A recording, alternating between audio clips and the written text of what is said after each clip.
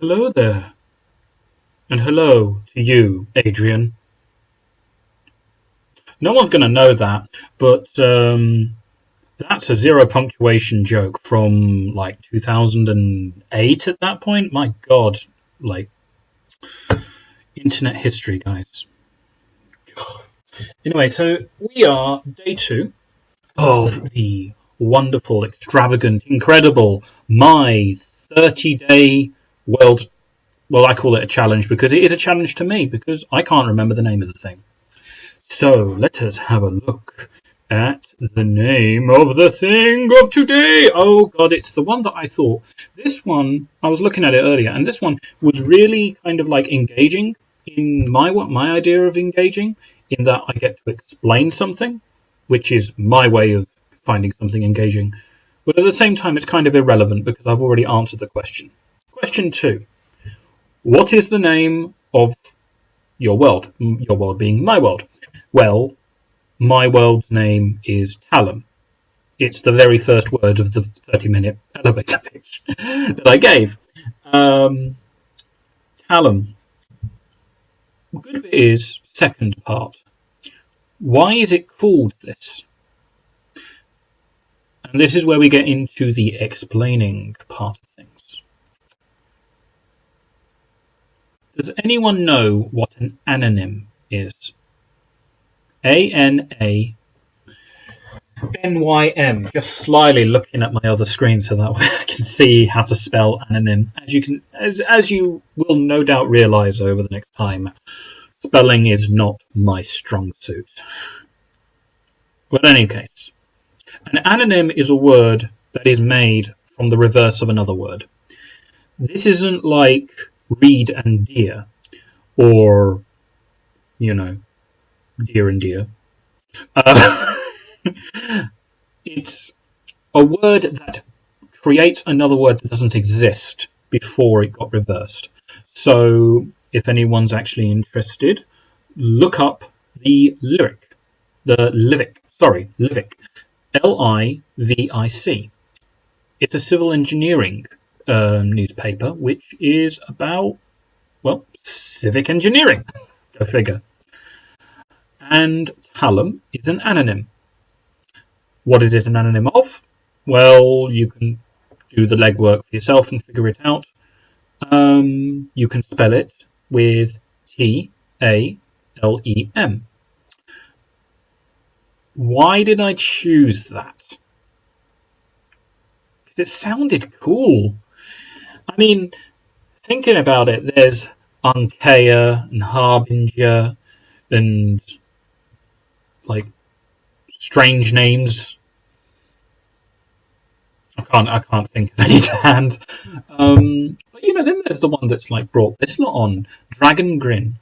Dragon Grin's got like both power in the world, but also like power whenever we read it.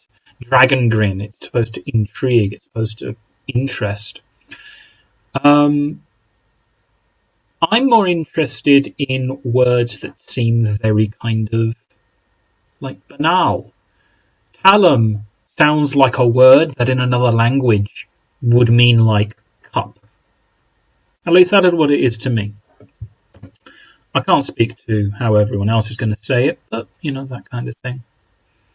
But I thought I would also cover over something else which I thought was really interesting. Someone in the Absolute Tabletop gig said he asked a really interesting question, and I thought it was really, really cool, except that it didn't apply to me. And I think that it's I think it doesn't really apply to how I think and what kind of my priorities are. But I'm a guy who's game for anything. The question that this guy asked was, who gave the gods of your world their names? And do the different races call them by different names? You see, the thing is that I'm not really interested in religion. I mean, people like the idea of gods in role-playing games, I think it's because they kind of want to give this idea of like the old Conan the Barbarian or Chronicles of Amber type thing, where people really kind of like were the movers and shakers of the world, and they could theoretically achieve the grand like apotheosis level. And it's a power fantasy. Ultimately, role-playing games are power fantasies, and you're there to do that kind of thing. So why does it matter that gods would have names, and if those gods' names are actually important? I think it's because there's a big level of theming to it. If you've put a name to your god, you've made them mutable. You've made them kind of solid. Bahamut is the stereotypical, like, draconic god of power, civilization, law. Generally, he's seen as the god of justice in, the canon of D&D. Does Bahamut really have much in the way of relationship to the original folk mysticism of the Arab world? Not particularly. Bahamut was a fish that sat on top of like a great pile of tortoises on top of a desert. Like, he was seen as the balancer, the arbitrator, but he wasn't seen as much else. But yeah, answering the question is actually a bit difficult for me. Because from my point of view, I think that in Talum, the gods having names is irrelevant. Because you wouldn't really pay... Well, no. Excuse me.